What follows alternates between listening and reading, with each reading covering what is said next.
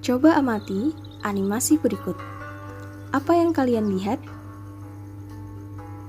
Ya, yang pasti kalian akan melihat lumba-lumba, kemudian ada ikan, tumbuhan laut, dan lingkungan yang ada di sekitar pantai. Animasi ini menunjukkan ekosistem laut dan pantai, di mana di dalamnya semua makhluk hidup saling berinteraksi satu sama lain. Peristiwa ini tidak terjadi di ekosistem laut dan pantai saja, namun peristiwa seperti ini sering terjadi di semua tempat bahwa sesama makhluk hidup saling berinteraksi. Lalu, bagaimana interaksi makhluk hidup dengan lingkungannya? Pasti kalian ingin tahu lebih dalam. Mari kita ikuti pembelajaran pada hari ini. Assalamualaikum warahmatullahi wabarakatuh. Halo teman-teman, bagaimana kabarnya? Sehat ya? Oke, hari ini kita akan belajar mengenai interaksi makhluk hidup dengan lingkungannya. Setelah mempelajari materi ini, Ustazah harap kalian dapat menjelaskan konsep lingkungan dan komponen-komponennya. Kemudian kalian dapat menjelaskan pola-pola interaksi dan konsep bentuk saling ketergantungan makhluk hidup, perbedaan antara rantai makanan dengan jaring-jaring makanan. Dan yang terakhir, kalian dapat menyelidiki interaksi makhluk hidup pada ekosistem di lingkungan sekitar. Sebelum kita belajar lebih dalam, kita harus mengetahui apa itu lingkungan. Lingkungan adalah segala sesuatu yang terdapat di sekitar makhluk hidup dan berpengaruh terhadap aktivitas makhluk hidup. Selain itu, kita juga sering mendengar kata ekosistem. Apa sebenarnya ekosistem? Ekosistem adalah hubungan timbal balik antara makhluk hidup dengan lingkungan sekitarnya. Ada dua komponen penyusun ekosistem. Yang pertama adalah komponen abiotik. Komponen abiotik terdiri atas benda-benda tidak hidup, di antaranya air, tanah, udara, dan cahaya. Yang kedua adalah komponen biotik. Komponen biotik terdiri atas makhluk hidup seperti manusia, hewan, tumbuhan, dan jasa ternik. Berdasarkan peranannya dalam ekosistem, komponen biotik dibedakan menjadi 3. Yang pertama, produsen. Produsen adalah kelompok yang dapat menghasilkan makanan sendiri dan memiliki zat hijau atau klorofil untuk fotosintesis. Semua tumbuhan yang memiliki zat hijau termasuk di dalamnya. Yang kedua adalah konsumen. Konsumen adalah kelompok yang tidak dapat menghasilkan makanan sendiri. Semua hewan dalam ekosistem termasuk konsumen. Konsumen ini dibedakan menjadi 3. Yang pertama, konsumen tingkat 1, yaitu hewan herbivora, pemakan tumbuhan, atau hewan omnivora, pemakan segalanya. Kemudian konsumen tingkat 2, yaitu hewan omnivora atau karnivora, pemakan daging. Dan yang ketiga adalah konsumen puncak, yaitu hewan karnivora yang tidak ada pemangsanya lagi. Kemudian yang terakhir adalah pengurai atau dekomposer. Pengurai ini adalah kelompok makhluk hidup seperti jamur, cacing, bakteri yang menguraikan sisa tubuh makhluk hidup yang sudah mati. Satuan-satuan ekosistem meliputi individu, yaitu satu makhluk hidup, kemudian populasi yang merupakan kumpulan individu sejenis dalam ekosistem, kemudian komunitas yang merupakan kumpulan populasi makhluk hidup berbeda yang tinggal di suatu lingkungan yang sama dan saling bergantung. Kemudian ada ekosistem atau kumpulan komunitas yang berinteraksi dengan benda tak hidup. Dan yang terakhir adalah biosfer atau kumpulan ekosistem yang ada di bumi. Berdasarkan cara terbentuknya, ekosistem dibedakan menjadi 2, yaitu ekosistem alami dan ekosistem buatan. Ekosistem alami yaitu ekosistem yang terbentuk oleh pengaruh alam sekitar. Contohnya adalah ekosistem laut dan pantai, ekosistem hutan, dan ekosistem sungai. Kemudian yang kedua adalah ekosistem buatan, ekosistem buatan seperti namanya, yaitu ekosistem yang dibuat oleh manusia. Contohnya, ekosistem kolam ikan, ekosistem akuarium, dan ekosistem sawah. Sebenarnya, masih banyak sekali ekosistem alami maupun ekosistem buatan yang ada di sekitar kita. Coba kalian cari tahu beberapa ekosistem yang ada di lingkungan sekitar kalian. Interaksi dalam sebuah ekosistem digolongkan menjadi 5, di mana semuanya memiliki peranannya masing-masing. Interaksinya adalah sebagai berikut. Yang pertama adalah netral. Jika makhluk hidup berinteraksi tetapi tidak mengganggu satu sama lain, maka interaksi yang terjadi adalah netral. Mereka hanya hidup di dalam ekosistem yang sama. Tidak ada persaingan dan mangsa-memangsa dalam interaksi ini. Contohnya adalah anak kucing dan anak burung hantu yang hanya akan main selayaknya anak kecil, karena mereka hanya sebatas itu hubungannya. Kemudian yang kedua adalah predasi. Predasi adalah interaksi antara mangsa dan pemangsa dalam sebuah ekosistem.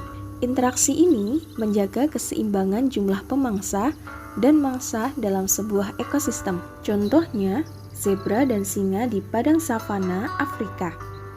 Dengan adanya singa sebagai predator, berfungsi untuk mengontrol populasi zebra agar tidak terlalu banyak, sehingga zebra tidak mengalami ledakan populasi dan mengganggu jalannya ekosistem.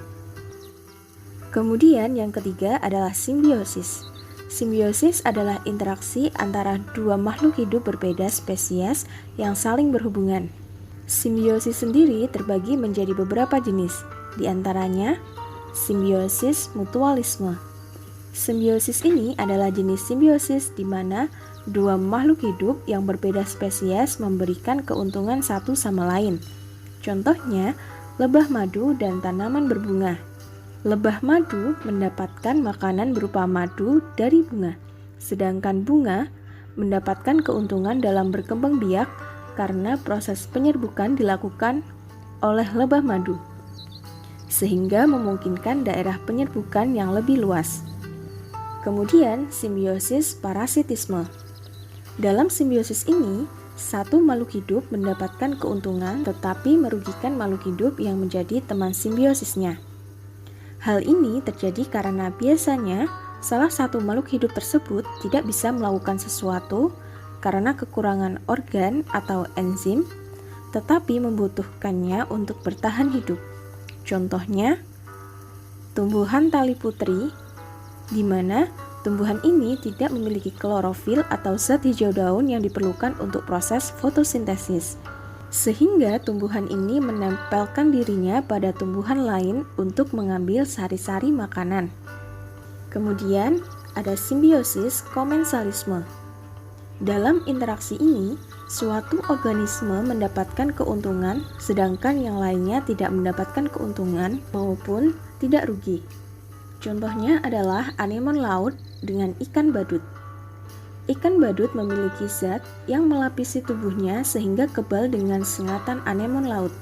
Sementara, ikan badut tinggal di sela-sela anemon untuk mencari perlindungan dari predator.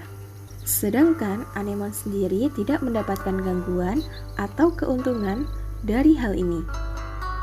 Yang keempat adalah antibiosis.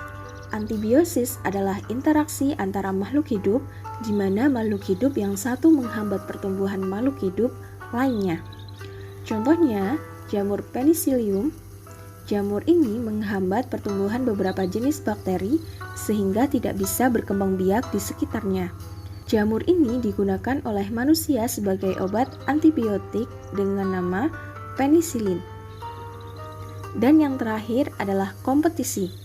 Kompetisi adalah interaksi dua jenis makhluk hidup yang saling bersaing untuk mendapatkan atau merebutkan sebuah hal yang sama. Misalnya, persaingan antara kerbau dan kambing untuk mendapatkan rumput dalam sebuah ekosistem padang rumput. Interaksi antar makhluk hidup yang terjadi pada sebuah ekosistem berguna untuk menjaga kestabilan ekosistem. Jika interaksi antar makhluk hidup tidak berjalan dengan baik dan seimbang, akan ada sebuah ketimpangan yang terjadi pada suatu ekosistem, dan itu tidak baik untuk ekosistemnya atau untuk makhluk hidup yang ada di dalamnya. Interaksi di dalam ekosistem menyebabkan terjadinya rantai makanan dan jaring-jaring makanan. Rantai makanan merupakan peristiwa makan dan dimakan antar makhluk hidup di alam. Ada beberapa jenis rantai makanan, di antaranya rantai makanan perumput, di mana rantai makanan ini dimulai dari rumput sebagai produsennya. Mari kita lihat skemanya. Jagung merupakan produsen, kemudian tikus merupakan konsumen tingkat 1, kemudian ada ular sebagai konsumen tingkat 2, dan yang terakhir ada burung hantu sebagai konsumen tingkat 3. Yang kedua adalah rantai makanan detritus. Rantai makanan ini dimulai dari detritus atau sisa organisme yang sudah mati sebagai produsennya. Mari kita lihat skemanya. Yang pertama ada sisa daun sebagai produsen, kemudian ada rayap sebagai konsumen 1, dan ada merpati sebagai konsumen 2. Seluruh rantai makanan dalam ekosistem akan membentuk jaring-jaring makanan seperti skema berikut, di mana jagung dimakan oleh belalang, tikus, dan kelinci. Kemudian, belalang akan dimakan oleh katak, sedangkan tikus akan dimakan oleh serigala. Kemudian, kelinci, tikus, dan serigala akan dimakan oleh ular. Selanjutnya, katak, serigala, dan ular nantinya akan dimakan oleh elang sebagai konsumen puncak. Yang terakhir adalah piramida makanan. Piramida makanan menggambarkan ekosistem yang seimbang, yaitu produsen harus lebih banyak dari konsumen tingkat 1, konsumen tingkat 2, sampai konsumen puncak.